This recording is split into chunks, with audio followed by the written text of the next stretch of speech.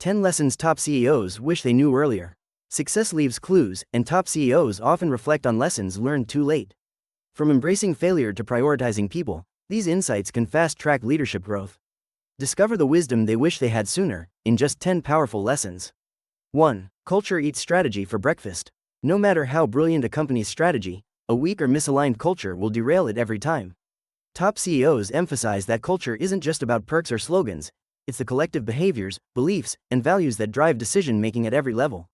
A toxic culture breeds disengagement, stifles innovation, and drives talent away, while a strong one fuels resilience, collaboration, and long-term success. The key lesson? Culture must be intentional, not accidental. Leaders who wait for culture to just happen often find themselves battling dysfunction later. Instead, they must hire for cultural fit as much as for skills. Skills can be taught, but misaligned values are far harder to change. Companies like Netflix and Zappos thrive because they prioritize cultural cohesion, even letting go of high performers who don't align with core principles. Active culture building means leading by example, reinforcing values in daily operations, and fostering psychological safety so employees feel empowered to speak up.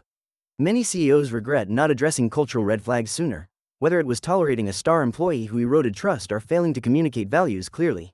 The takeaway? Strategy sets the direction, but culture determines whether the organization has the grit and unity to get there. Investing in culture isn't soft leadership, it's the foundation of sustainable success. 2. Speed matters more than perfection. In fast-moving markets, waiting for the perfect decision or product can mean losing ground to competitors or missing critical opportunities. Many top CEOs admit they once believed thorough analysis and flawless execution were the keys to success, only to realize that over-optimization leads to paralysis. The most successful companies, from Amazon to Tesla, thrive by prioritizing speed over perfection, launching minimum viable products, MVPs, gathering real-world feedback, and iterating rapidly. Jeff Bezos' disagree and commit philosophy exemplifies this mindset, making swift decisions even with incomplete data, then adjusting course as needed. Perfectionism often stems from fear of failure, criticism, or wasted resources, but in business, hesitation carries a higher cost. The lesson? Good enough today is better than perfect tomorrow. Startups that pivot quickly survive. Legacy companies that adapt fast stay relevant. CEOs who learned this lesson late regret years wasted in endless planning cycles instead of testing, learning, and scaling what works. The key is balancing speed with smart risk-taking. Move fast, but build feedback loops to correct mistakes early. In a world where customer needs and technologies shift overnight, agility beats perfection every time. 3. Your network is your net worth. Top CEOs often reflect that their success wasn't just a result of hard work or intelligence. It was the relationships they built along the way. Opportunities, partnerships, and even breakthrough ideas often come through trusted connections rather than cold outreach or solo effort. Many leaders admit they once underestimated networking, dismissing it as transactional or superficial, only to realize too late that authentic relationships accelerate growth in ways merit alone cannot. The most influential executives cultivate networks intentionally, mentoring rising talent, staying accessible, and offering value without immediate expectation of return. A strong personal brand, both online and offline, acts as a force multiplier, attracting the right opportunities and talent. CEOs regret not nurturing relationships earlier, whether it was neglecting alumni networks, failing to maintain ties after job changes, or avoiding industry events. The lesson? Networking isn't about collecting contacts, it's about fostering trust and reciprocity. Whether securing funding, recruiting top talent, or navigating crises, a robust network provides insights, support, and leverage that no amount of solo hustle can match.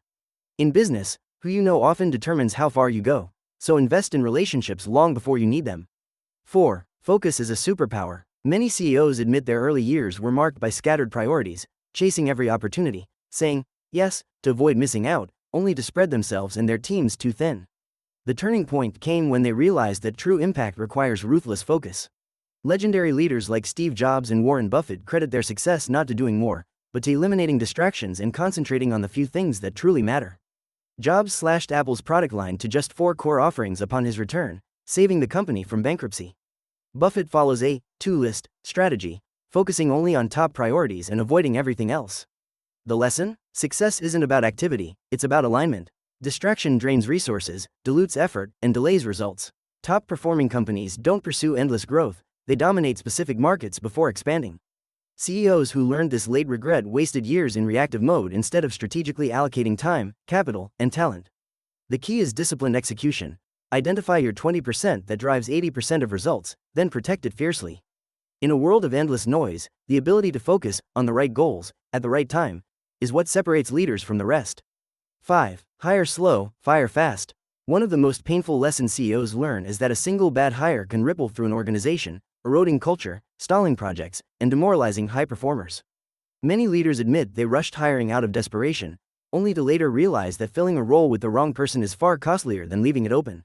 The hire slow principle means rigorously assessing not just skills, but cultural fit, values alignment, and growth potential. Top companies like Google and Airbnb prioritize exhaustive vetting, knowing that talent density drives excellence.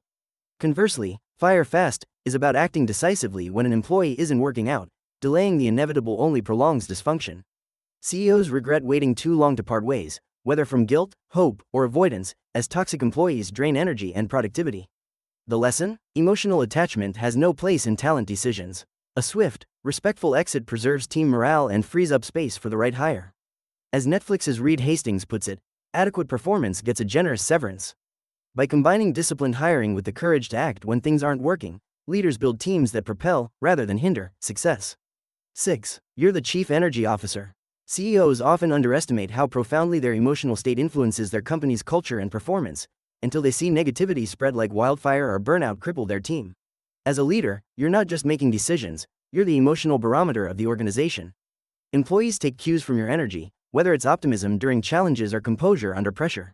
Many executives admit they initially dismissed soft skills, like self-awareness and emotional regulation, only to later realize that leadership stamina, not just IQ, determines long-term success. The best leaders actively manage their physical and mental energy through disciplined habits, setting boundaries, practicing mindfulness, and creating recovery rituals. They also recognize that perpetual crisis mode or suppressed frustrations leak into the organization, breeding anxiety or disengagement. The lesson? You can't pour from an empty cup. Prioritizing your well-being isn't selfish, it's strategic. As Satya Nadella demonstrated at Microsoft, a leader's renewed energy and growth mindset can reignite an entire culture. CEOs who learn this late regret years of running on fumes instead of building the resilience to sustain themselves and their teams through inevitable storms. Leadership isn't just about directing, it's about inspiring, and that starts with the energy you bring every day.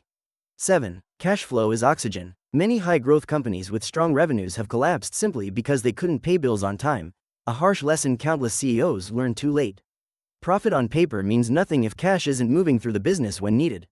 Seasoned leaders stress that liquidity management is non-negotiable, whether scaling rapidly or weathering downturns. They've seen businesses fail not from lack of potential, but from poor cash flow discipline, overextending on credit, underestimating receivable cycles, or tying up capital in bloated inventory. The best treat cash flow with wartime urgency, negotiating better payment terms with suppliers, incentivizing early customer payments, and maintaining emergency reserves. Even Amazon, despite its market dominance, operates with razor-sharp cash conversion cycles.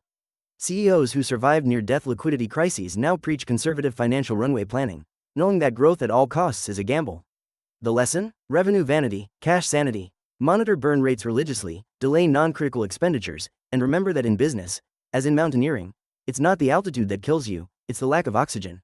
Sustainable scaling requires treating every dollar in the bank not as money, but as lifeline time to keep the doors open. 8. Feedback is a gift, even when it hurts. Many CEOs admit their biggest leadership breakthroughs came only after they stopped resisting tough feedback and started seeking it deliberately. Early in their careers, most leaders instinctively deflect criticism, viewing it as personal attacks rather than growth opportunities. But the most transformative executives learn to actively solicit uncomfortable truths, understanding that blind spots persist when surrounded only by yes men.